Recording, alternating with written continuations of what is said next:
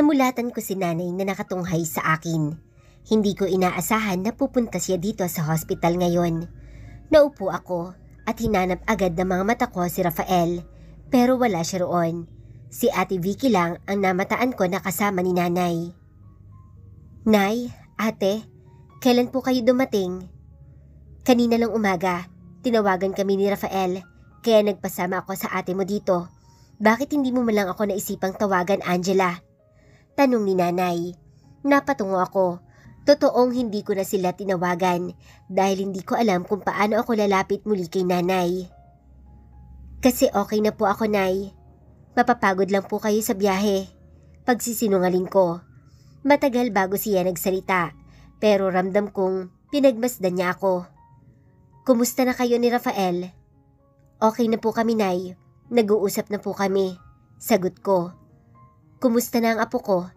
Nag-aalalang tanong niya. Naupo siya sa gilid ng kama at bahagyang hinaplos ang tiyan ko. Huwag po kayo mag-alala, Nay. Kailangan ko lang pong magpahinga. Maayos naman po ang baby namin. Makailang beses na napabuntong hininga si nanay. Ramdam kong nag-aalangan siyang magsalita. Anak, patawad sa mga nasabi ko nung nakaraan. Sobra lang ako nagulat sa mga nangyayari. Siguro dahil doon kaya nangyari sa inyo ng apo ko yan. Bahagyang gumagaralgal ang boses niya at nang nisulyapan ko siya ay bakas na bakas ang pagsisisi niya. Nay, hindi niyo po kailangang humingi ng tawad. Naiintindihan ko po kayo. Nahihiya nga po ako sa inyo ni tatay. Sagot ko habang nakatungo. Hindi ko maiwasang sisihin ang sarili ko, anak. Patawarin mo ako. Nay, wala po kayong kasalanan. Inabot ko siya at niyakap. Si Ate Vicky naman ay tahimik lang sa isang sulok na nakamasid sa amin. Masela ng pagbubuntis mo. Paano ka nga pala ngayon? Tanong ni nanay nang bumitaw siya ng yakap sa akin. Naaalala ko na pag-usapan namin ni Rafael. Siya nga pala, Nay. Inaya po ako ni Rafael na doon na lang ako sa bahay niya. Hiyang-hiya ako habang sinasabi ko iyon. Alam kong talabas iyon sa paniniwala niya. Nay, pumayag ka na. Sabat na rin ni Ate Vicky. Solo lang si Angela sa apartment niya. Ilang linggo lang din naman na ikakasala sila. At saka ano pa bang iniiwasan nating mangyari? Iyan na nga at buntis na. Ang bunganga mo, Vicky. Yamot na saway ni nanay kay ate. Natatawang napakamot na lamang ng ulo si ate. Hindi ko din maiwasang matawa. Bumukas ang pintuan at napatingin kami kay Rafael na siyang dumating. Parang nagtatatalo ng puso ko sa saya nang ngumiti siya sa akin. Buong akala ko ay umalis na siya para pumasok sa opisina. Napansin ko na may bitbit siyang paper bag. Hindi ko pa man nakikita ay alam ko ng mga pagkain ang laman niyon dahil amoy na amoy ko na ang mga iyon. Kumusta na ang pakiramdam mo? Tanong niya. Kung araw-araw siguro na siya ang nakikita ko sa umaga ay mabilis na ayos ang pakiramdam ko. Ay, hindi siya nakasagot, na estatwa lang. Komento ni Ate Vicky dahil sa pagkatulala ko kay Rafael. Tiningnan ko naman kaagad siya ng masama dahil napahiya ako sa sinabi niya. Pero lalo lang siyang tumawa. May dala akong pagkain, kumain na tayo. Aya na lang ni Rafael kina nanay at ate. Bandang tanghali ay bumisita din ang mami ni Rafael sa akin. Na-stress ka ba, Iha? Was it because of the wedding preparation? Gusto mo bang magpalit tayo ng coordinators? Tanong niya. Hindi po, tita. Medyo na-stress lang din po ako sa trabaho. Katwiran ko. Napansin ko namang napatingin sa akin si Rafael. You should take a rest. Saka mo na problemahin ang trabaho mo. Masama sa iyo ang ma-stress. Sundin mo ang payo ni Doktora C. Yes po, tita. Sagot ko. Inabot niya ang kamay ko. Take care of yourself, Angela. Bahagya pa siyang ngumiti sa akin. Hindi din siya nagtagal at nagpaalam ng aalis, lalo pa at pinayagan na rin ako ng doktor na umuwi. Ipinaalam din ni Rafael sa kanila ang plano niyang isama na ako sa bahay niya. Hindi naman siya tumutol, maging si nanay ay wala na ring nagawa kundi pumayag. Pagdating ng 3:00 ay nagpaalam na rin si nanay at Ate Vicky na uuwi na. Kahit na anong pilit namin na magpalipas sila ng gabi kasama kami, ay tumanggi sila. Wala umanong mag-aasikaso sa mga anak ni Ate Vicky at naghihintay din si tatay. Halos gabi na nang matapos asikasuhin ang discharge paper ko sa hospital. Naroon kami sa room at naghihintay sa hospital staff na magkakarga ng mga gamit namin. Tahimik lang si Rafael at busy sa pagbabrowse ng cellphone niya. "Hindi ka ba busy?" Kausap ko sa kanya. "I am always busy. Why?" Sagot niya, pero ang atensyon ay nasa cellphone pa rin. "Hindi ka na nakapunta sa opisina dahil sa akin." "It's alright. You are more important." Walang anuman sagot niya. Gusto ko sanang isipin na pinapahalagahan niya talaga ako, pero may palagay ako na dahil iyon sa kasunduan namin. Nakakalungkot pero dapat na akong masanay. Higit sa lahat, dapat ay hindi ako umasa sa mga ipinapakita niyang kabaitan sa akin. Hindi magugustuhan ni Rafael ang isang katulad ko, na ipilig ko ang ulo sa naiisip. Anong nangyayari sa akin? How did I get to the point of wondering if Rafael will be interested in me? Ready? Rafael voice brings me back to the present. Naroon na pala ang mga hospital staff na maghahatid sa amin. Naka-wheelchair pa ako nang lumabas kami. Tatanggi sana ako pero alam kong maiinis si Rafael kapag sinuway ko ang bili ni Doktora. Tahimik lang kaming dalawa. Habang nasa sasakyan, napansin kong iba na ang binagtas niyang daan kaya hindi ko naiwasang magtanong. "Sa inyo na ba tayo dediretso?" "Yeah," sagot niya. Napakagatlabi ako. "Pero ang mga gamit ko, nasa bahay na ang mga gamit mo. Naipakuha ko na kay Larry kanina. Pinaiwan ko na lang doon ang mga kailangan." "Ha?" Nanlaki ang mga matang tanong ko. "You can return there once your bed rest is over, Angela. For the time being, all that matters is you and our child." Hindi na ako nakapagtalo pa dahil alam ko namang hindi ako mananalo sa kanya. Ang totoo ay kinakabahan ako at naiilang. I don't even know where he live. Nanlaki pa ang mga mata ko nang pumasok siya sa isang exclusive subdivision. Kilala ang lugar na ito dahil doon nakatira ang karamihan sa mga sikat na artista at politiko. Dito rin ba ako titira?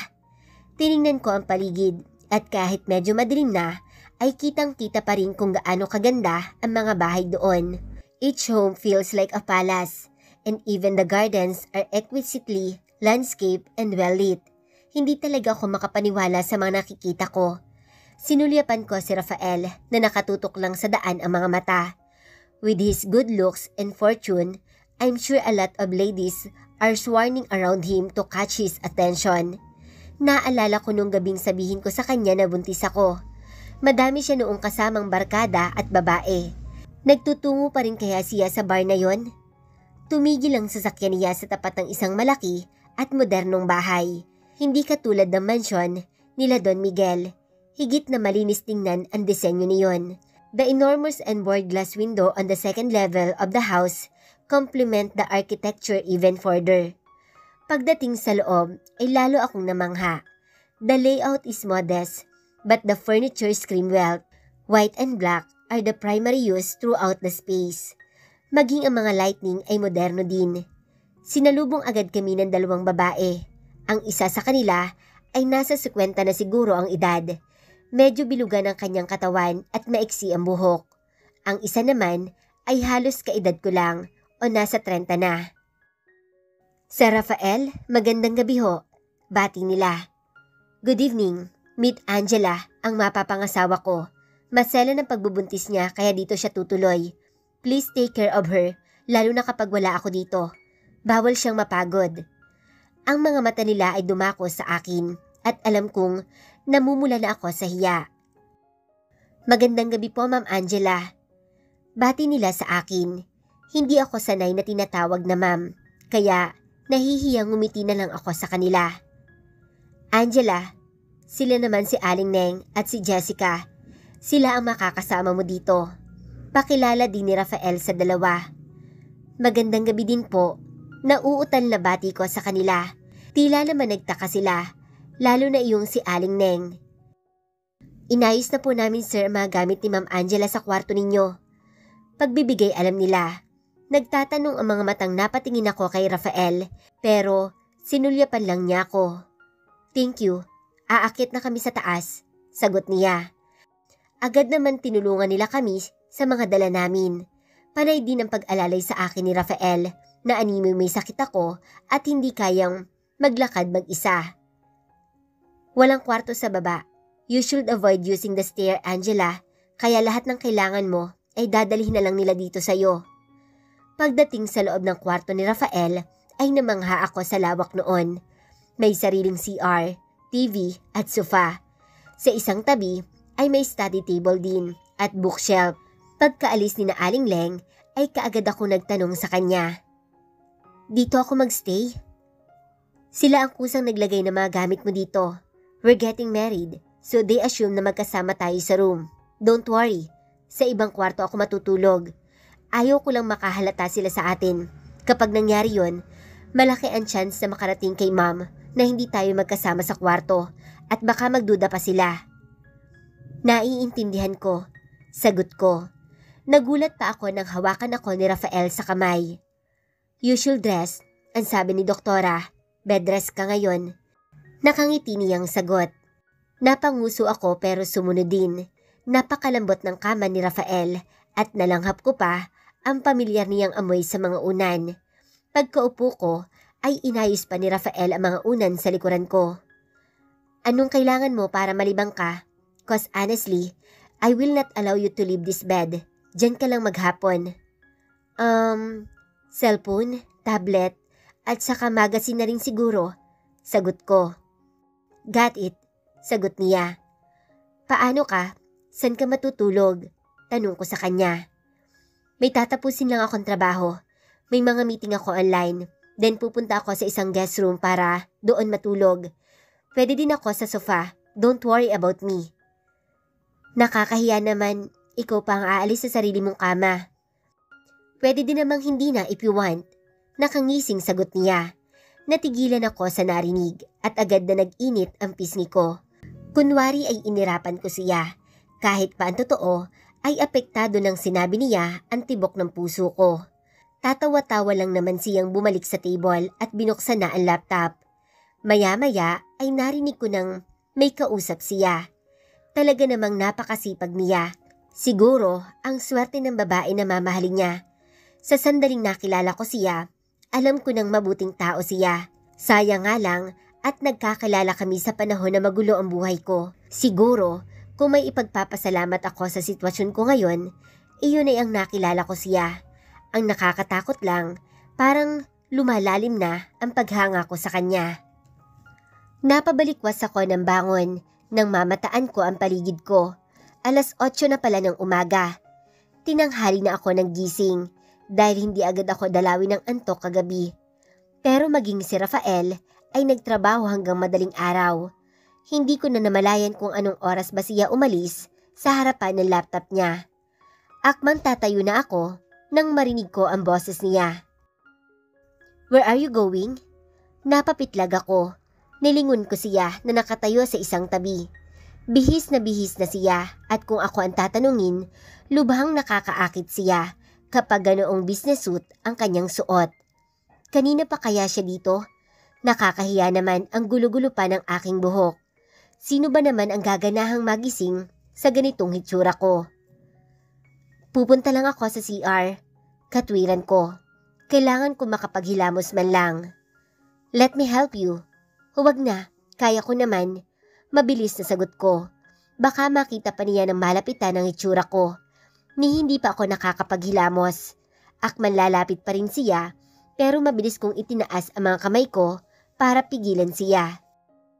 Wag ka nang lalapit. Napatigil siya sa paghakbang at nakakunot noong pinagmasdan ako. What's with you? Nakakahiya, ni hindi pa ako nagsusuklay. Amin ko, dahil baka kung ano pang isipin niya. Marahan naman siyang tumawa at napailing. I don't care, as long as you and our baby are healthy. Saad niya, na lumapit pa rin sa akin. Hindi naman ako makahakbang sa sinabi niya. Matagal ko nang gustong magtanong sa kanya, pero sa tuwina ay naduduwag ako. Ngayon ay hindi ko na mapigilan ang sarili. Rafael, naniniwala ka bang baby mo to? Mahinang tanong ko. Alam kong madaming beses ko nang sinabing ayos lang kahit hindi siya maniwala, pero hindi ko pa rin mapigilan ang sarili na umasa. Pansin kong natigilan siya sa tanong ko. Tinitigan niya ako at saka nagsalita. Yes, Angela. In fact, I love him already. Gumaan ang pakiramdam ko sa narinig. Labis na saya ang dulot sa akin ang sinabi niya. Sa wakas, ay naniwala na siya sa akin. Higit sa lahat, mahal niya ang anak namin. Para sa akin ay sapat na iyon. Ako din. Aaminin kong hindi ako handa nung malaman kong buntis ako. Pero mahal na mahal ko na siya. Sambit ko. Inabot ni Rafael ang kamay ko at marahang hinaplos iyon. Ngumiti siya sa akin at kung hindi ko lang napigilan ang sarili ko, baka nayakap ko na siya. Actually, mahal na rin kita, Rafael. Gusto ko sanang sabihin sa kanya pero ayokong masira ang moment namin. Baka mag-init lang ang ulo niya kaya sasarilinin ko na lang muna ito. Nakakainis na, hindi ko na napigilan ang sarili ko na mahulog sa kanya. I have to go. Hindi ako pwedeng mali today. Kung may kailangan ka, nandyan lang si Aling Neng. Paalam na niya. Okay, salamat. Sagot ko. Bago siya tuluyang umalis, ay hinawakan niya ako sa magkabilang balikat. Nagulat pa ako sa ginawa niya, kaya nagtatakang pinagmasdan ko siya. Titig na titig siya sa akin at parang tinatambol ang puso ko. Please take good care of yourself, Angela. Oo naman, huwag kang mag-alala. Nakangiting sagot ko. Pilit na itinatago ang epekto ng mga titig niya. Iyon lang at naglakad na siya palabas ng kwarto. Saka lang ako nakahinga ng maluwag. Hindi ko mapigilang mapangiti sa ginawa niya. Mabilis na lumipas ang araw at natapos ko na ang 2 linggo ng bed rest. Tulad ng sinabi ni Rafael ay hindi niya ako pinabayaan. Palaging nakabantay sa akin si Aling Neng para hindi ako mahirapan. Nakapalagayang loob ko na rin sila Jessica. Ang wedding coordinator din ay kusang nagtutungo sa mansyon para makausap ako imbes na mag-meet kami kung saan-saan. Ilang araw na lang at kasal na namin, kaya labis na minamadali nila ang wedding preparation. Napapansin ko na rin ang ilang pagbabago sa aking katawan. Kasabay noon ay ang pananakit ng likod ko. Iyon ang nagpapahirap sa akin tuwing gabi.